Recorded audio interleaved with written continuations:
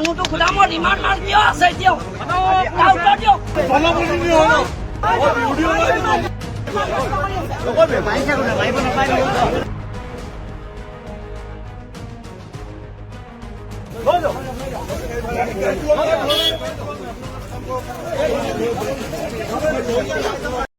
সকলোকে সুপ্ৰভাত জনাইছো আৰু আন এটি ভিডিঅ'লৈ আপোনালোকক স্বাগতম। বন্ধু বান্ধৱীসকল দেখিলেনে তেওঁলোকে কি কৰিছে? কাৰোবাৰ গেৰেজত গৈ পেলাই টোপোলা লুকুৱাই থৈ দিছে। কিছুমান মৰিছে খাবলৈ নাপায় আৰু কিছুমানে কৰিছে এই কাণ্ড। সেইকাৰণে সেইদিনাখন কি কৰিছিলে বদৰুদ্দিন আজমলে যে পানীৰ বটলত কি কৰিছে ষ্টিকাৰ লগাই দিছিলে আচলতে এইবিলাক কাৰণতে। ওপৰ মহলাৰ পৰা তেওঁলোকক নিৰ্দেশ দিয়া নাই যে তহঁতে এই টোপোলাবিলাক লুকুৱাই ৰাখ, তহঁতে বেছি খাবি, এইবিলাক কিন্তু দিয়া নাই। আৰু এইটো কথা আচলতে মুখ্যমন্ত্ৰী কালি যাওঁতে তেওঁলোকে ক'ব লাগিছিলে। কৈছে যদিও নাজানো বাৰু, নিউজত মই পোৱা নাই, ক'বও পাৰে, হয়তো ক'বা নিউজত দিবও পাৰে দেই। কিন্তু কি দেখিছেনে, খাবলৈ নাপাই পেলাই মানুহবিলাক বকবকাই আছে। আৰু তেওঁলোকে কি কৰিছে, তেওঁলোকৰ অভিযোগৰ ভিত্তিত এই ল'ৰাজনে যি অভিযোগ দিছে তাৰ ৱাৰ্ড মেম্বাৰে হওক বা গাঁওবুঢ়াই হওক, তেওঁলোকে তাত কি কৰিছে ২ নম্বৰী কাম কৰিছে। সেই বস্তুবিলাক মানুহক নিদি পেলাই তেওঁলোকৰ ঘৰ মানে কাৰোবাৰ গেৰেজত লুকুৱাই থৈ দিছে। আৰু যেতিয়াই ধৰা খাইছে তেতিয়াই কৈছে কি পানী উঠে বুলিহে বোলে তাত হেনো থৈছে।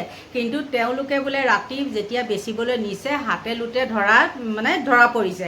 আৰু ধৰা পৰাৰ কাৰণে কি হৈছে, সেইখিনি মানে মুখাখন খোল খাই গৈছে।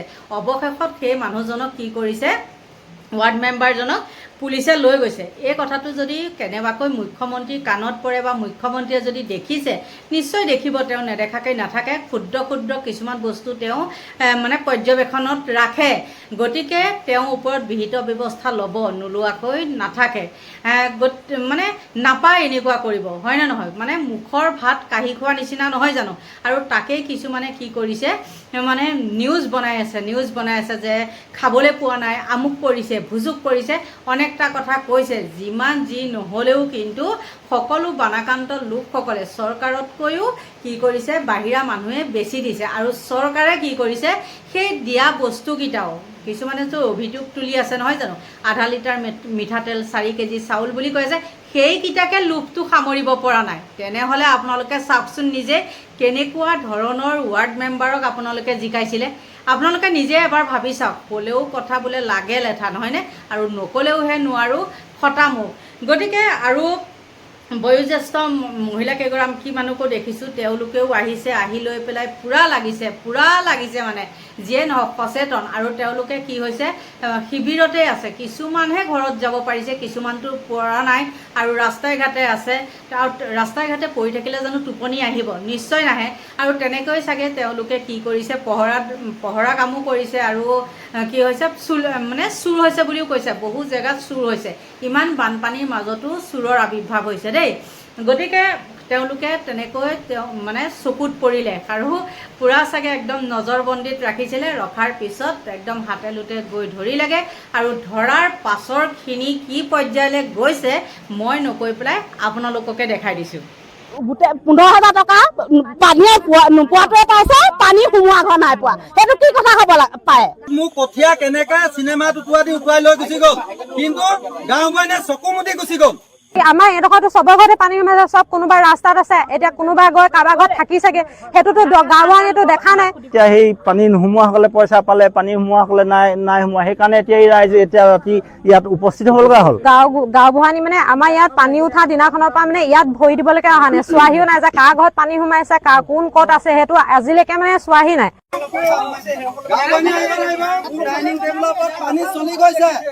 এই মেইন ৰাস্তাতে গোটেই অগ্নিগাঁৱলৈকে পানীয়ে বুৰি আছে।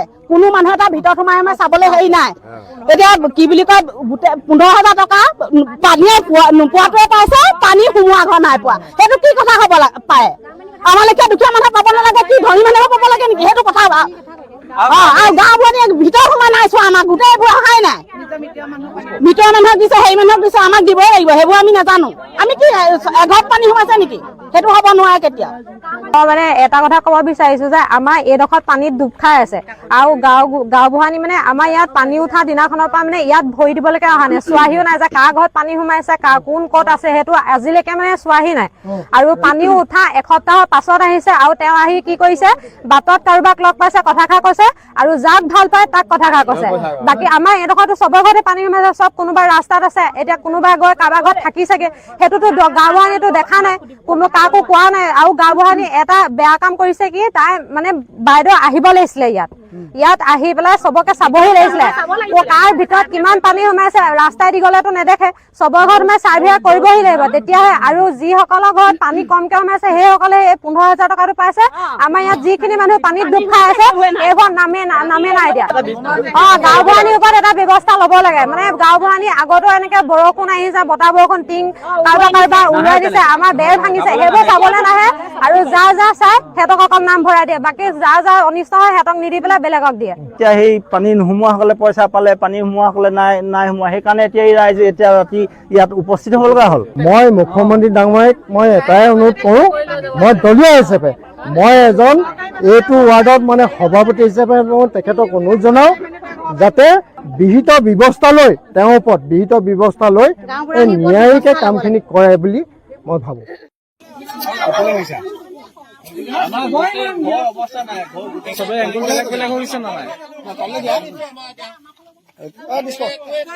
মোক কঠীয়া কেনেকে চিনেমাত উঠুৱাই লৈ গুচি গ'ল, কিন্তু গাঁওবুঢ়ানীয়ে চকু মুদি গুচি গ'ল, মোৰ কঠীয়া আৰু দাইল আলুগুটি টেমা চিষ্টেম, কিন্তু শেষত থাকি যোৱা হৰখিনি কোনে খায়, শেষত থাকি যোৱা খিনি কোনে খায়?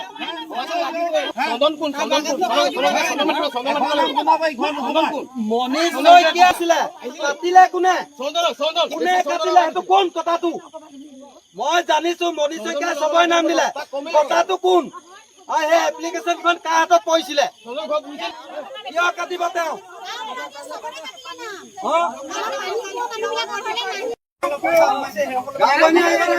ডাইনিং টেবুলৰ ওপৰত পানী চলি গৈছে, মই খাবলৈ পোৱা নাই, মোক নাই দিয়া, একো নাই দিয়া।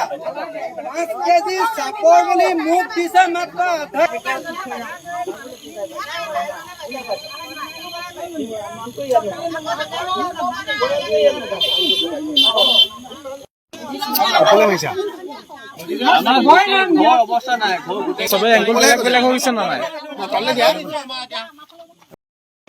দেখিলেনে কাৰুকাৰ্য? পায়নে বাৰু এনেকুৱা কৰিব? চাওকচোন, সেই মানে কক বকাই থকা মানুহখিনিলৈ আহিছে সেই বস্তুকেইটা, আৰু তেওঁলোকে কি কৰিছে, লোভ সামৰিব নোৱাৰি পেলাই এই অভদ্ৰবিলাকে কি কৰিছে, মানে তেওঁলোকে বিকিবলৈ গৈছে বা লুকুৱাই থৈ দিছে। এইবিলাকেই হ'ল ৱাৰ্ড মেম্বাৰ। আৰু এনেকৈ মই কওঁ শুনক, এনেকৈ যিবিলাকে 2 নম্বৰী কৰে তেওঁলোকৰ লাইফটো 2 নম্বৰীতে যাব। এফালে দিলে এফালে নাপায়, মানে 0 হয়, 0। আপোনালোকক কৈছোঁ আৰু দেই, বুজিলে বুজিব, নুবুজিলে যুজিব। আপোনালোকৰ পৰা লৈছোঁ বিদায়, বাই বাই।